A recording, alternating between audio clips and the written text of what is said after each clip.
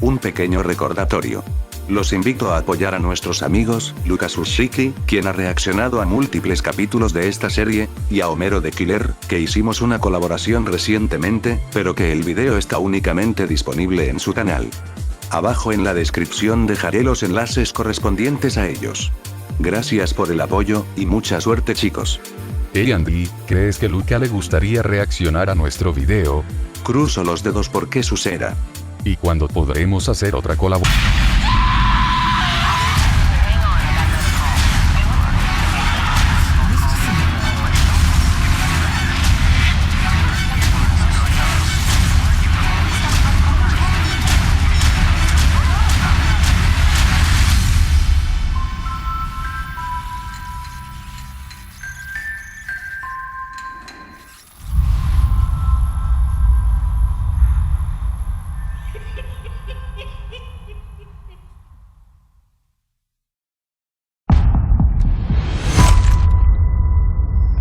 Tener una buena producción, no justifica una mala narrativa. Pesadilla en el Hotel Normandy.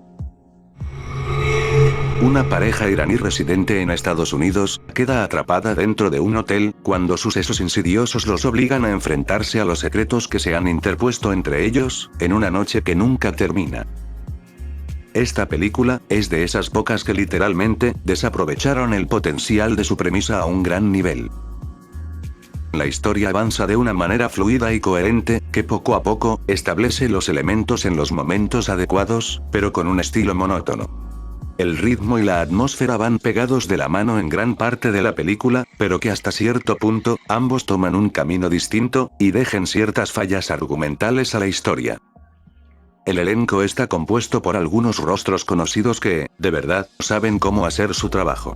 No es mentira, cuando los personajes llegan al escenario principal, el guión hace que los personajes tengan un cambio en su personalidad, bastante temprana.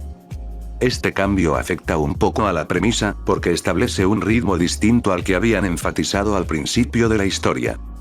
La atmósfera de la película era realmente buena, ya que era genuinamente oscura y amenazante, al punto de que los momentos de terror no llegaban a contar con el estereotipo de los sobresaltos predecibles, que comúnmente suelen utilizar para enganchar al público.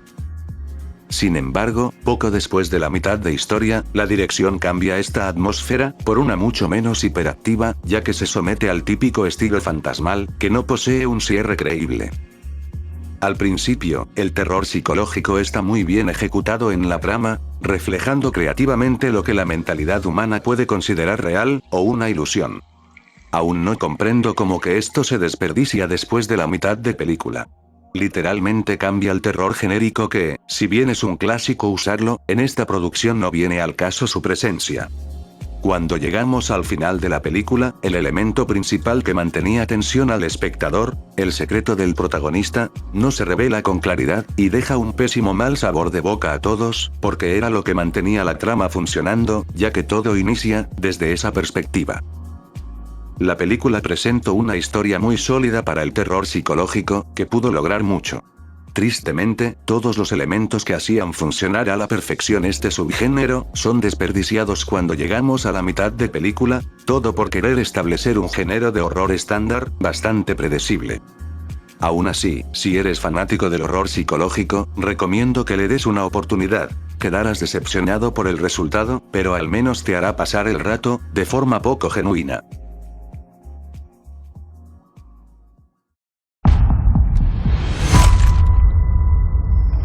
Siento que esta historia ya la vi, y este puesto solo es una versión tailandesa, donde la verdad se esconde, o también conocida como Los Abuelos. Cuando dos hermanos tropiezan con un extraño agujero en la pared de la casa de sus abuelos, horribles incidentes revelan siniestros secretos sobre su familia. Las películas de horror del Medio Oriente, siempre son disfrutables de ver. Pero como que esta tropezó con algo. Su premisa presenta un concepto bastante confuso pero a la vez interesante. El director sabe cómo incorporar algo espeluznante a la vida cotidiana, pero lo expresa con elementos poco conocidos, que terminan con un resultado medio chocante. La historia avanza de forma muy lenta, presentando con detalle todos los elementos que aparecerán a lo largo del filme. Esto no lo considero malo, pero sí es tedioso que no aceleren un poco las cosas. El terror y suspenso que estaban ejecutando bastante bien al inicio de la película, va desapareciendo cuanto más lenta vaya la historia, al punto de que la atmósfera no tiene un género definido, y el público se pregunte qué están viendo en realidad. El elenco presenta un buen trabajo actoral en la mayor parte de la película. Cuando los personajes deben mostrar una mejora a su personalidad, la dirección impide ese progreso, y atrapa a los personajes a una situación de mantenerlos en su zona de confort, de forma obligatoria. Es decir, que los personajes seguirán comportándose igual que al principio, hasta que tengan su respectivo enfrentamiento contra las visiones, o su destino final. Cuando la película decide enfatizar las visiones de la historia, esta pierde un poco la calidad y la lógica en sí. Los efectos son anticuados en varias escenas, que al principio se podrían perdonar, pero a como vamos progresando, el resultado va yendo hacia atrás. La justificación de que algo extraño pase en esta historia, pierde la coherencia y lógica en la mitad de la película. Esto se debe a que, como es costumbre, la dirección presenta elementos poco detallados en la premisa, y por querer enfocarlos en la trama principal, la historia pierde la conexión que ya habían forjado bien al principio. Cuando llegamos casi al final de la película, todo lo que vimos parece que dejó de tener importancia, porque la historia recibe un giro completamente distinto a lo que uno esperaría, y que a fin de cuentas, no fue construido equitativamente. La película tenía el material suficiente para presentar una historia, donde los secretos familiares son algo perturbador, digno para manifestar un escenario psicológico, que volvería locos a todos los miembros de esta, pero la dirección desvía ese carril implementándolo con elementos al estilo paranormal, que desde mi punto de vista, no funcionan después del primer intento. Esta producción se siente más como un documental de suspenso, que una propia historia de horror psicológico. Si decides verla, no esperes la gran cosa, incluso si se trata de una premisa tailandesa. La historia original sigue conservando su buen toque, mientras que esta versión, solo fue un intento fallido.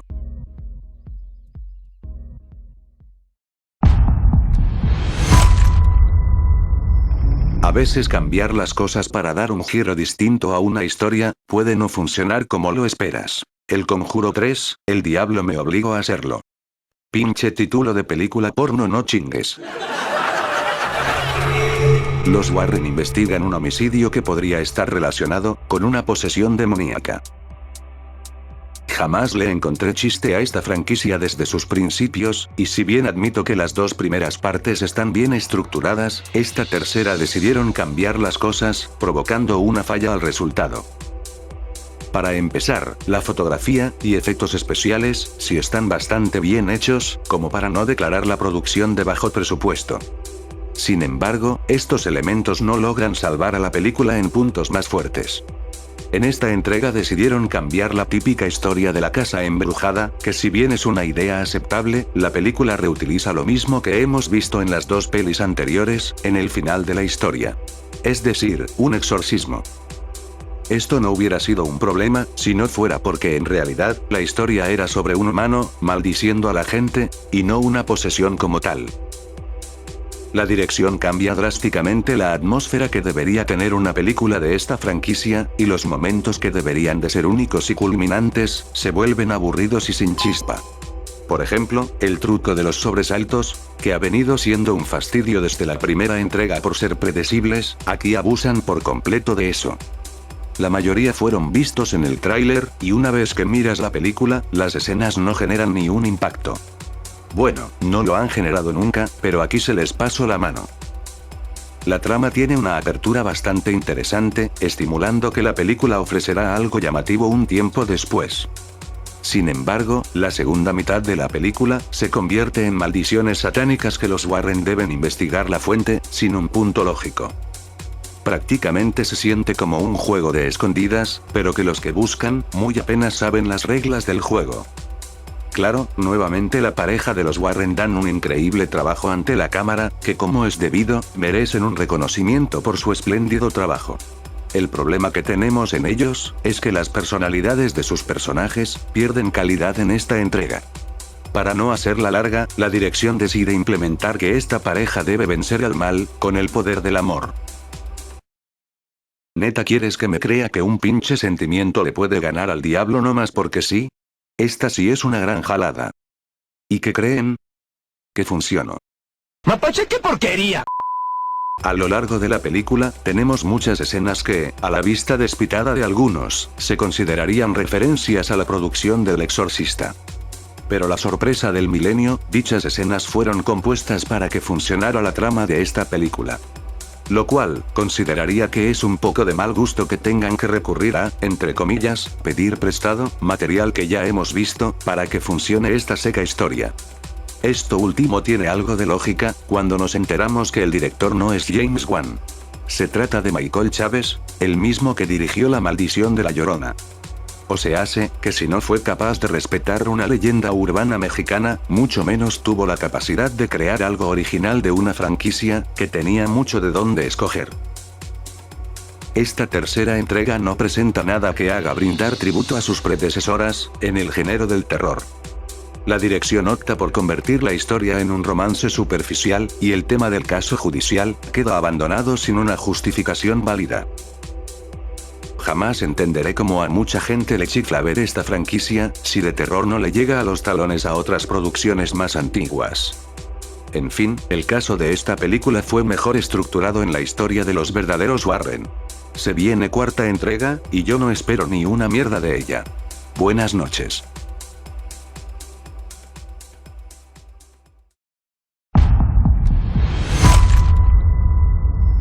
Mala secuela, siempre vigente. La Horca 2. Cuando Aún Ar-Rus se traslada a una nueva y prestigiosa escuela de representación, se encuentra con un espíritu malévolo, después de participar en un desafío viral. Reto mortal, gente pendeja, siempre será un clásico. La primera entrega se enfoca en ser una historia del tipo de metraje encontrado. Si bien ese tipo no ofrece mucho, se podría decir que tiene lo suyo. En cambio, esta secuela opta por ser una historia, más clásica, pero con elementos que van fuera del contexto. El trabajo de la cámara y edición, merece tener un reconocimiento de lo habitual. Forjan tomas precisas para que el espectador, se pueda enganchar a la historia desde cierto punto de vista, y los sobresaltos puedan funcionar, porque se ejecutan de forma sólida. Por desgracia, esto solo funciona en la primera mitad de película, debido a que la otra mitad, el guión deja fuera este truco, y decide implementar otra jugada que no le favorece en nada. Los personajes tienen sus pros y contras a la vista de todos. Las actuaciones son lo mayormente decentes como para volver tolerantes a los personajes, pero sus personalidades son bastante clichés, como para tomarse con seriedad las acciones que cometen cuando el juego comienza. El maquillaje de los entes, y la sangre, son elementos que difícilmente sean considerados como parte de un largometraje. Debido a que se vuelven predecibles los sobresaltos, algunas escenas recurren al CGI para poder realizar su jugada. Tristemente, el CGI es más parecido al de un videojuego, porque los movimientos de estos, se ejecutan de la misma forma, aunque claro, menos efectiva.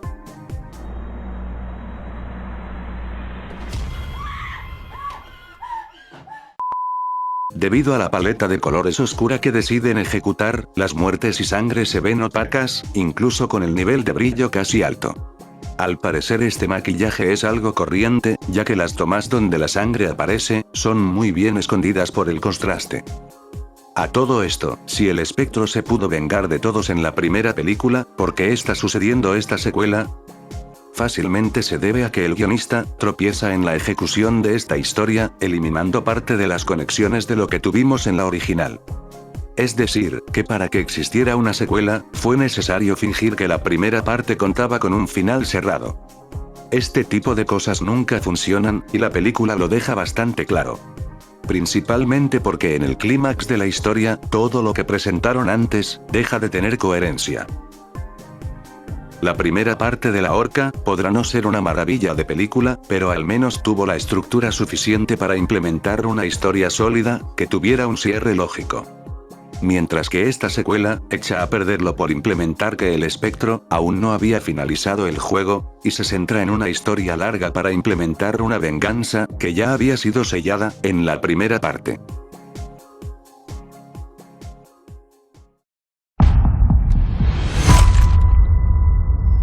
Parece que la creatividad se agota con el pasar de los años. Y si no me creen, conozcan al hombre leñador.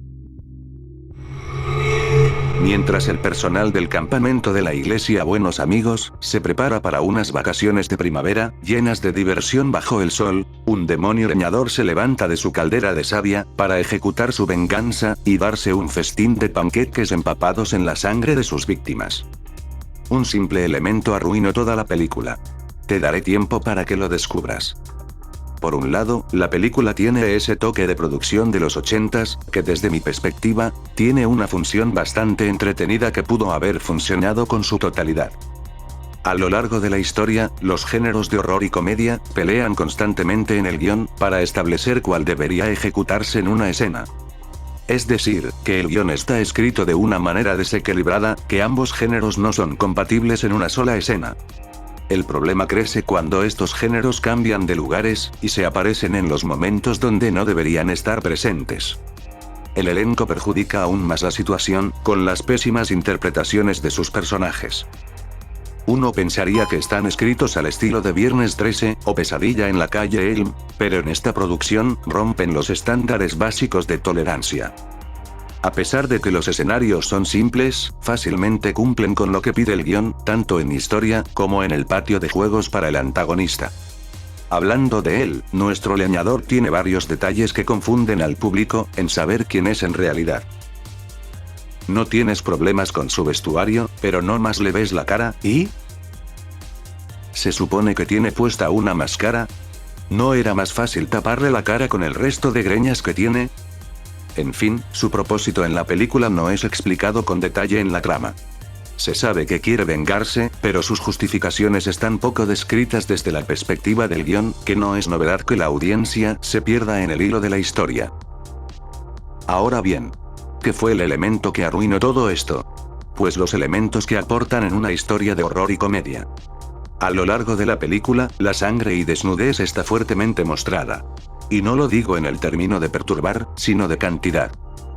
Los baños de sangre poseen una cantidad muy generosa de sangre para los amantes de estas escenas, pero las ejecuciones de los personajes están algo fuera de lógica. Algunas muertes son ejecutadas como si fueran del juego de la cacería, pero otras son ejecutadas por la superfuerza del antagonista. Mientras que, cada 5 minutos, la película te muestra demasiada pechuga que, desde el punto de vista narrativo, no aporta nada a la trama. Bueno, solamente serviría para los pajeros, y muy al estilo Jason, para darle justificación al antagonista, de poder eliminar a las chicas. A partir de la mitad de la película, estos dos elementos se reflejan tanto, que se rompe el equilibrio de los géneros que ya comentamos. O realizas una escena que inquiete al público, o la haces candente para los puercos del corral. No puedes aplicar ambos en una sola, porque simplemente no funciona. Cuando la película se enfoca en el escenario principal, rápidamente se manifiesta la verdadera intención de la producción. Careciendo de los elementos esenciales del horror, esta película únicamente está dedicada al público fapero, sin ofrecer algo realmente que valga la pena ver, desperdiciando una historia con potencial.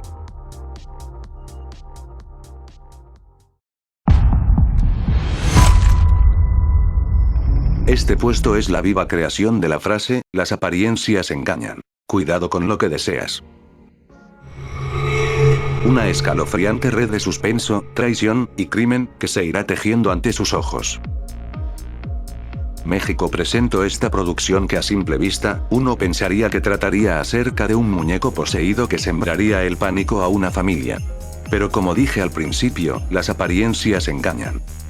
La película presenta una historia de supuesto terror, acerca de un triángulo amoroso, y una muñeca viviente. Digo supuesto, porque todo está mal ejecutado a simple vista. Bueno, la fotografía está muy bien realizada en esta producción, que podríamos pensar que la película abarcaría la historia de algo que acecha en el bosque, ya que la paleta de colores son exactamente la misma que utilizan en este tipo de historias. Los personajes fueron creados de la peor manera posible, desde la perspectiva narrativa.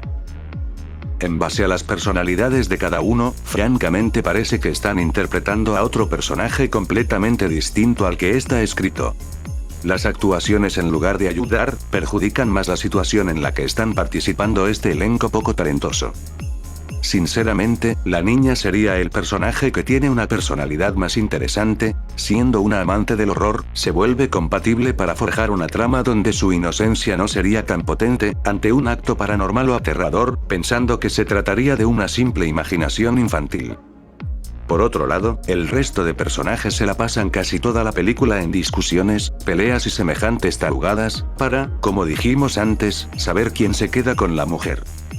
El punto que técnicamente arruina todo, desde el principio, es la inclusión de la muñeca viviente.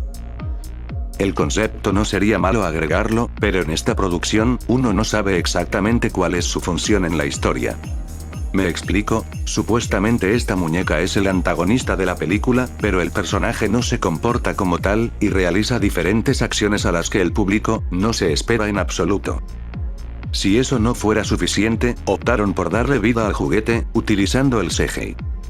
No hubiera estado mal, pero el resultado es bastante pobre.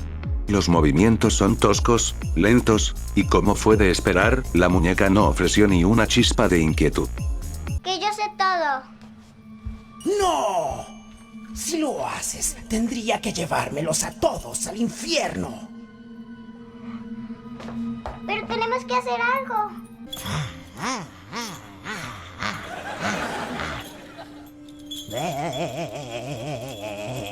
¿Qué diablos es esta porquería? Las muertes y la trama también deterioran cuanto más avance la historia.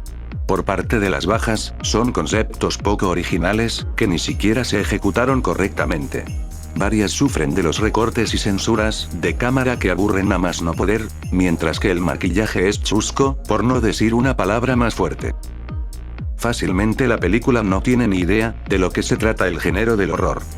El elemento de la muñeca poseída no se ejecuta para nada bien en la historia, y es representada mejor como una identidad imaginativa de la niña.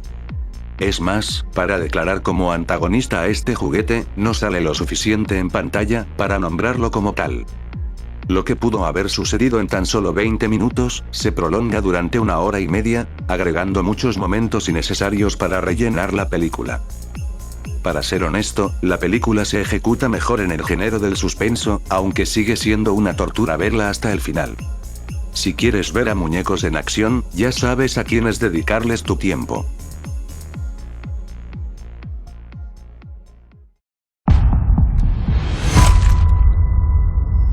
A veces pienso que la gente desconoce cómo mezclar la comedia con el horror. Rancho de Rapaces.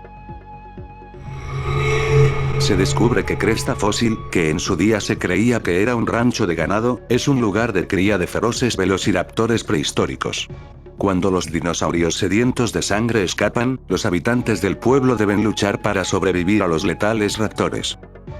Y aquí vamos otra vez. No importa por dónde quieras verla, en cualquier perspectiva, esta producción es una porquería de burla a Jurassic Park. Desde el principio, la película no posee lógica y coherencia, desde que te enteras que un extraño anciano, aparentemente ha estado creando dinosaurios en su granja. En producciones de este tipo, existe un segmento donde se explica cómo es que existen los dinosaurios en la actualidad, o mejor aún, explican el propósito que tienen para traerlos nuevamente a la vida. En esta película, no tenemos ni un cochino indicio del por qué lo hacen, o por qué deberían traerlos.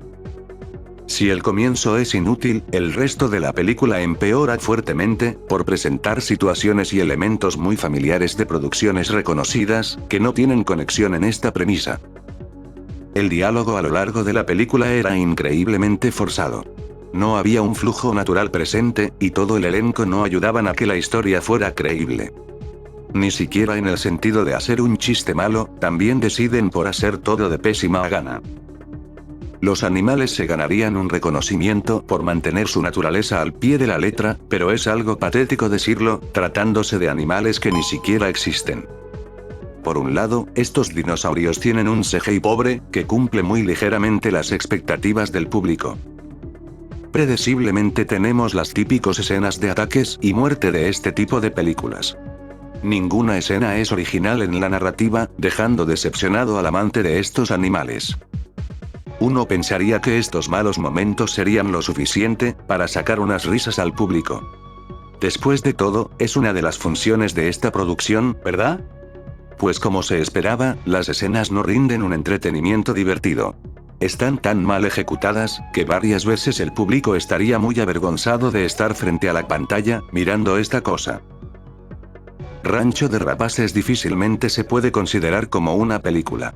Al presentar tantos errores, tanto argumentales, como visuales y actorales, la historia no fluye con certeza. Pongámoslo a prueba, si yo digo Rancho de Velociraptors, y no te ríes, sabes que no es una buena idea para llevarla a cabo a la pantalla. Si fuiste de los que sí se rieron, con el debido respeto, pero tienes el sentido del humor un poco desgastado.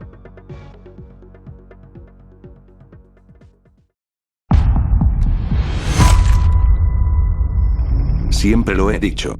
En esta saga, ninguna franquicia se salvará de aparecer, y en este caso debutará. Camino hacia el Terror 4, Origen Sangriento. Un grupo de estudiantes universitarios se pierde en una tormenta durante su viaje en moto de nieve.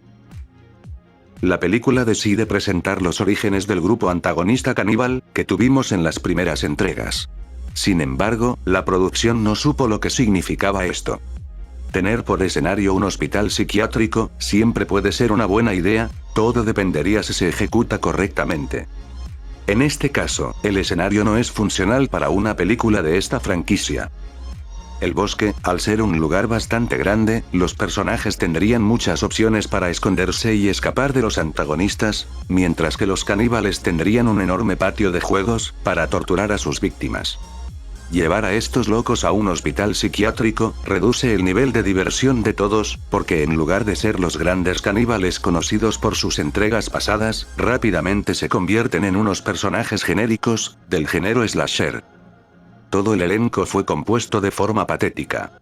Ningún miembro sabe cómo actuar, y es bastante claro que fueron contratados únicamente para dar placer a los puerquitos del corral, con sus escenas de diversión aburridas. Cuando los personajes deben tomar decisiones importantes, el guión los obliga a comportarse de una manera tan imbécil, que hasta cierto punto, deja de ser gracioso. Cuando los personajes llegan al escenario principal, el guión decide escribirse, sin pies ni cabeza. Establece momentos incoherentes a la vista de todos, que es imposible tomarse esto con seriedad. Me explico, resulta que durante todos los años que han pasado en la película, el hospital sigue funcionando a la perfección. Parece que estos locos saben cómo mantener la electricidad activa, a pesar de su poco pensamiento racional. Además, si los caníbales tenían la oportunidad de escapar del lugar, ¿por qué diablos deciden quedarse para matar a cualquiera que decida entrar al hospital? Literalmente el guión decide romper la continuidad que establecería para las películas anteriores. Lo que explicaron bien en la segunda entrega, que los caníbales nacen deformes debido a los residuos tóxicos de una fábrica, en esta película, el origen cambia por completo, dejando en claro que el incesto es el culpable de todo. Y sí, declarar este origen poco creativo, es quedarse muy corto. Suavizando este churro, las muertes son pasablemente tolerantes. Hacen un esfuerzo por mantener el gore que hemos tenido en la franquicia, y si bien, el presupuesto de esta película es menor al de sus predecesoras, algunas muertes son ejecutadas genuinamente, aunque esto no es suficiente para perdonar a la película. Si hacemos una comparación con otras películas donde involucran el hospital, notarás cómo esta producción, la comedia se manifiesta fuertemente, a pesar de que el género no está clasificado. Los ataques y mutilaciones de los personajes se convierten en funciones de niños de kinder, a los que te ríes sin preocupación, porque están mal ejecutadas intencionalmente. Por si esto no fuera suficiente, el guión la zurra aún más en lo que pudo haber cerrado la historia. Se muestra que el grupo de adolescentes encierran a los caníbales en una celda. Cuando uno de ellos intenta matarlos, el guión sale con que una de las chicas impide que lo hagan, ya que es, y cito, algo inmoral. A ver, ¿la burra decide dejar vivos a un grupo de psicópatas por tener un poco de piedad? Luego de que ya se habían cargado a 2 amigos suyos. Neta, nadie puede ser tan pendejo como para tomar esa decisión estúpida. Pero claro, tuvieron que hacer esto, para justificar que la película pudiera continuar, y dejar un final abierto a esta historia, para poder conectarla con sus predecesoras. En fin, esta precuela decide arruinar todo lo ya establecido en sus entregas pasadas, presentando un origen decepcionante e injustificable, acerca del grupo de caníbales. Utilizan varios conceptos ya usados para dar pie a su historia, que rápidamente no tienen conexión a lo que implementaron en primer lugar. Al cabo de un rato, la película se vuelve en una vergüenza cómica sin gracia, que lo mejor será fingir que nunca crearon esto. Así de simple.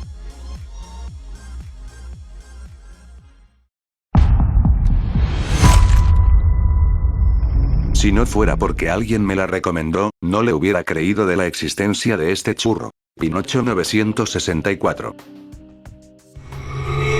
Pinocho 964, un cyborg lobotomizado esclavo sexual, es arrojado a la calle por sus dueños debido a su incapacidad para mantener una erección. Se hace amigo de una vagabunda demente, con la memoria borrada.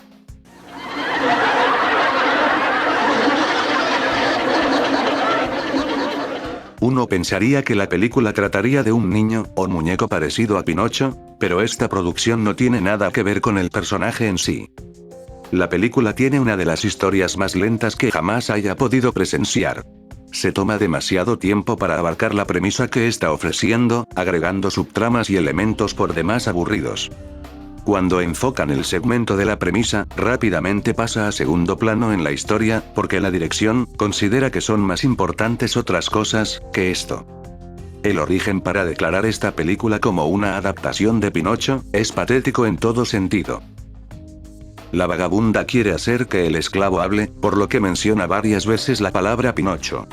Supuestamente esto fue puesto para que el público pensara que sería el nombre que adoptaría el esclavo, pero siendo honesto, no tiene una justificación creíble para hacerlo. Basándonos en la trama, uno pensaría que se trata de una historia loca compuesta por personajes que actúan de forma estúpida, para conseguir algo de diversión, ¿verdad? En parte esto es cierto. La película sí presenta un elenco lamentable, que no tiene la más mínima idea de cómo comportarse frente a la cámara. Pero, la historia presenta momentos muy desagradablemente innecesarios para el público, al punto de que quien la vea, sentirá grandes dolores en el estómago. Todos los elementos que componen al género del horror, están desviados al género thriller psicológico. Las escenas están mal ejecutadas con estos géneros, que es difícil entender qué es lo que está sucediendo, por qué sucede tanto en tan poco tiempo, que la ejecución se ve terrible. Por ejemplo, la película muestra tantos gritos a lo largo de la historia, que en cierto punto esto deja de ser llamativo, y se vuelve pedantemente molesto, porque cambia el estereotipo que se estaba manejando. Repitiendo, esta película no tiene nada que ver con Pinocho. Posee elementos de una historia bizarra y confusa, que la dirección no pudo ejecutar correctamente. Como siempre pasa, el género de horror nunca se manifiesta en la premisa, y deciden manifestar un thriller psicológico bastante confuso para cualquiera. Esta película sería el caso perfecto de ver para creer. Pero ni se les ocurra hacerlo.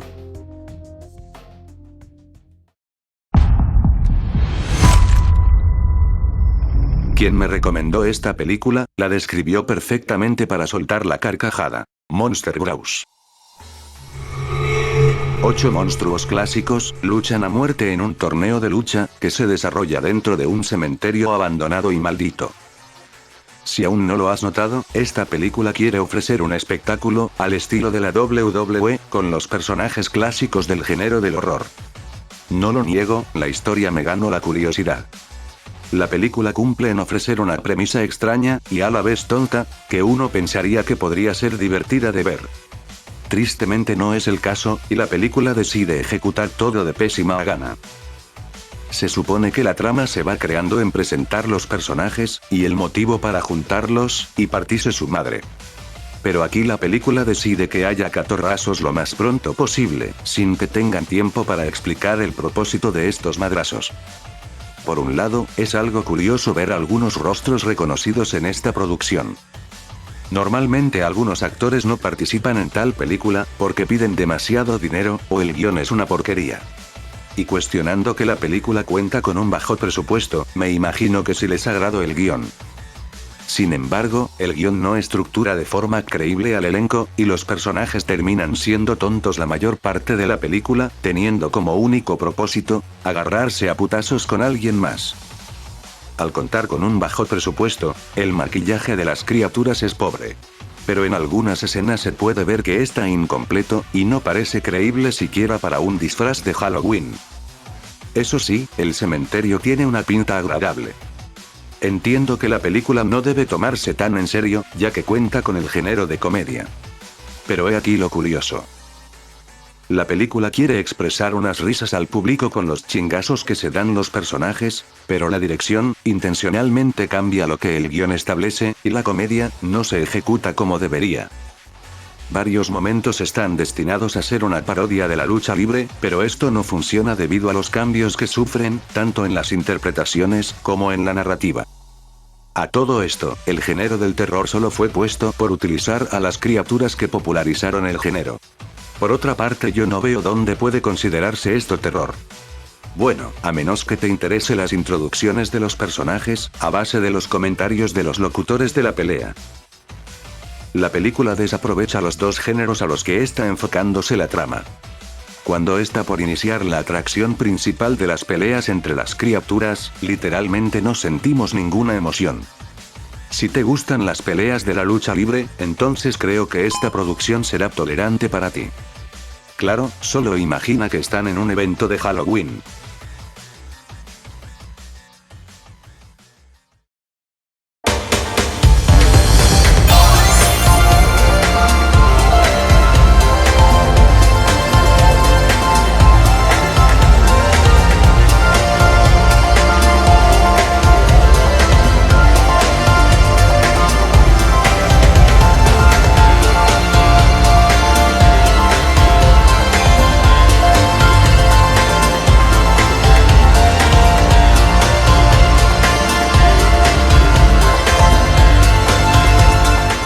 Antes de que te vayas, si te gusta esta saga de vídeos, y quieres más secuelas en el futuro, por favor apoya cada uno de ellos, tanto los originales, como los remasterizados y recreados.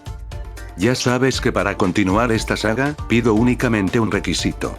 En el capítulo más reciente, solicito la cantidad de 50 likes, para dar luz verde a una nueva secuela. Además, si conoces de una película que merece formar parte de esta saga, puedes mencionarla en los comentarios, y si llega a aparecer en una futura entrega, serás acreditado por tu contribución.